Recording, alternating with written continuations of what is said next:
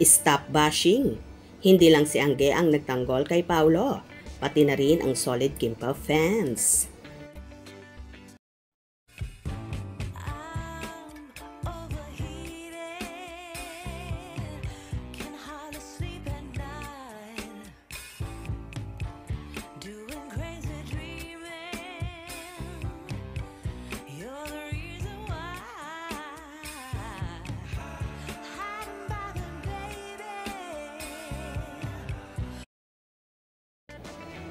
Ano nga bang meron sa pagkatao ng isang Paulo Abilino na palaging nami-misinterpret sa maraming bagay, kung saan palagi itong nababash? Kesyo, kumakapit at ginagamit niya lang daw ang kanyang katambal na si Kim Chiu. Kesyo, hindi daw niya totoong mahal ang dalaga at pakitang tao lang ang lahat, kung saan nanlalamig na raw ito at palaging wala sa mood kapag kasama ang actress. Gaano nga ba katotoo ang mga ganitong paratang sa isang mahusay na aktor? Hindi lamang si Angelica Panganiban ang umalma. Lumalabas na nagkakaisa ang buong barkada ni Paulo sa isyong ito. Bihira man silang maglabas ng saloobin o umalma sa mga kontrobersiya, ngunit may isang bagay silang pinagkasundoan. Huwag na huwag talagang sisirain ang Kim Pao. Ito ang ayaw nila at ito ang nagtulak sa kanila para magsalita at ipagtanggol hindi lamang si Paulo, kundi ang buong dinamika ng Kim Pao. Para sa mga kaibigan, sapat na ang nakikita nilang ebidensya ng pagiging masaya at komportable ni Paulo Abilino sa piling ni Kim Chiu. Kung may panlalamig man daw na nakikita mga bashers, ito ay bunga lamang ng kanilang makikitid ang utak at pag-iisip, at ang tanging basihan nila ay mga simpleng kilos na binigyan agad ng malalim na kahulugan, tulad ng pagtanggay o pag-iwas umano ni Paulo sa ilang pagkakataon. Tiniyak ng mga kaibigan na mga paratang na ito ay pawang gawa-gawa lamang ng mga taong may maitim na hangarin na sadyang gustong maging malungkot at masira ang samahan ng dalawa. Ipinunto nila na ang mga haters ay panay po na nakakikita sa social media. Binigyan agad ng kahulugan, isang malaking pagkakamali ng paghuhusga. Ang apila sa mga haters at panawagan ng Kim Pao Nation, ang matinding pagtanggol na ito ay nagdulot ng malakas na suporta mula sa Kim Pao fans. Ang dami tuloy komento mula sa mga fans na nagpapasalamat sa mga kaibigan ni Paulo. Ayon sa kanila, hindi na raw nila kaya ang mga DC na mga bashers, kaya malaking tulong ang pag-alma ng barkada.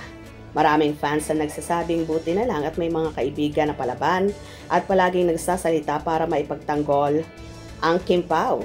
Pinuri nila si Miss Angge at ang iba pang kaibigan ni Paulo na kinikilala nilang mga true friends na may alam sa tunay na pagkatao ni Pao.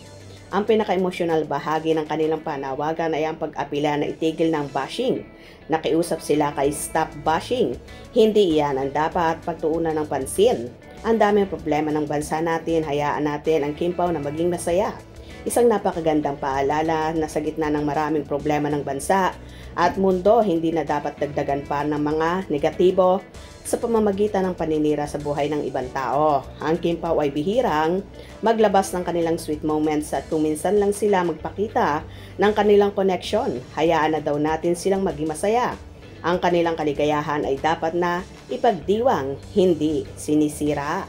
Ang insidenteng ito ay nagbigay ng mahalagang aral sa likod ng mga camera at spotlight. Ang mga artista ay tao rin na mayroong mga true friends na handang ipaglaban sila. Ipakita ni Angelica Panganiban at ang kanilang barkada ng pagkakaibigan ay walang kinikilalang script o kamera sa oras ng pangangailangan at paninira. Ang tunay na kaibigan ay lalabas at magsasalita upang magdagdag ng ingay, kundi upang magdala ng katotohanan at hustisya. Hindi maikakaila na ang Kim Pao ay isa sa pinaka-itinuturing na tandem sa showbiz ngayon. Ang kanilang on-screen chemistry at ang tila off-screen connection ay nagbibigay buhay sa kanilang mga fans. Kaya naman, ang pagtatanggol na ito ay hindi lamang para kay Paulo at kay Kim, kundi para na rin sa lahat ng naniniwala sa kanilang samahan. Sa huli, ang pinakamahalagang mensahe ay kilalanin muna ang tao bago maghusga.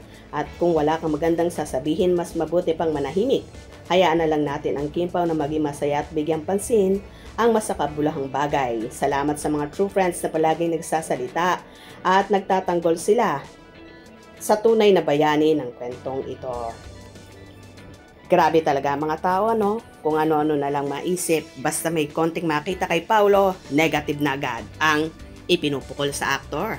Pero pasalamat tayo at may mga kaibigan na handang ipagtanggol ang aktor. Pero deadman lang naman si Paulo sa mga ganitong usapin. Mas nananatili siyang tahimik at hindi nakikisawsaw at hinahayaan lang niya ang kanyang mga bashers. Hope you enjoyed. Please subscribe for more info.